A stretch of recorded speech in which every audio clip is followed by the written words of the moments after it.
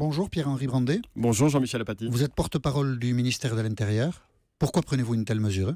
Parce qu'elle est nécessaire, cette mesure. Qu'est-ce qui la rend nécessaire? Les menaces? Les menaces évoquées par Pierre de Cossette, menaces terroristes, qui est évidemment fort, et vous le savez dans le contexte que nous vivons à l'heure actuelle. C'est dans la menaces, vous avez des informations particulières? les services de renseignement au travail, mais en tout cas toutes les mesures préventives qui peuvent viser à minimiser le risque terroriste doivent être prises. Et puis surtout le risque de troubles à l'ordre public. Et on se souvient qu'en marge de certains grands rassemblements internationaux, ça avait été le cas à Strasbourg, il y a eu des manifestations très violentes avec des débordements, la présence de black blocs, d'extrémistes particulièrement virulents. Et à partir du moment où on a ce risque potentiel qu'autour de la COP21, il y aura des manifestations et des grands rassemblements de foule, on doit utiliser l'ensemble des mesures qui peuvent être prises. Et le rétablissement des contrôles aux frontières peut être fait. C'est pas quelque chose de nouveau, c'est effectivement important de le faire, mais ça a déjà été fait par le passé, notamment en France, en 2011, lors des G8 et des G20. 300 points de contrôle, c'est ça, 285 points de contrôle. Ce sont des points de contrôle fixes avec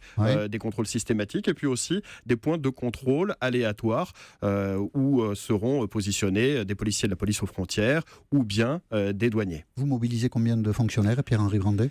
Plusieurs milliers d'hommes, bien évidemment, qui seront mobilisés pour assurer dans la durée, c'est-à-dire sur un mois, la parfaite tenue de ce dispositif. Mais ce dispositif, il faut le voir comme un dispositif d'ensemble qui est mis en place pendant la COP21. Il faudra assurer la sécurité de 80 chefs d'État, vous l'avez dit, mais aussi d'autant de délégations, 3000 journalistes. Il y a 2000 organisations non gouvernementales qui seront présentes. Donc c'est vraiment un rassemblement très important. Il faut prendre l'ensemble des mesures nécessaires. Quand on est français, on veut rentrer à Amsterdam, ça veut dire qu'il y aura un contrôle quelque part. Ça veut dire ça que vous prendra risquez du temps. d'être évidemment contrôlé en fonction du point où vous passez, que ce soit sur l'aéroport, que ce soit dans une gare ou que ce soit sur la route.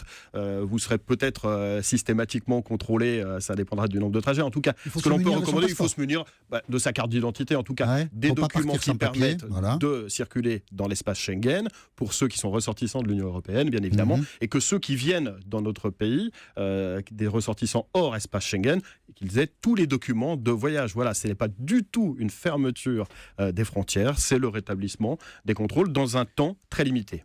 On va peut-être vous dire, vous mettez le doigt dans l'engrenage, parce qu'en ces temps de forte migration, des gens dans le débat public disent déjà qu'il faudrait contrôler les frontières pour empêcher que des gens qui n'ont pas entré sur le territoire français y pénètrent, aillent jusqu'à Calais ou ailleurs.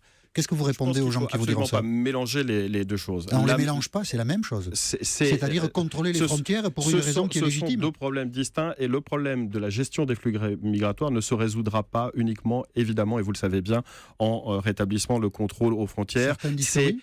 Ça peut puisque Schengen ne marche pas, puisque la Grèce, puisque l'Italie sont pour eux.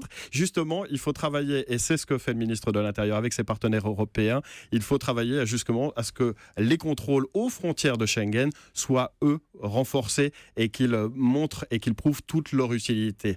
Ce qui est sûr, c'est que cette mesure de rétablissement du contrôle aux frontières, elle est décidée pour un mois, juste pour un aspect précis qui est la sécurité de ce grand rassemblement que sera la COP21. 13 novembre, 13 décembre, rétablissement du contrôle aux frontières. Merci Pierre-Henri Brandet, porte-parole du ministère de l'Intérieur, d'avoir accepté l'invitation d'Europe 1.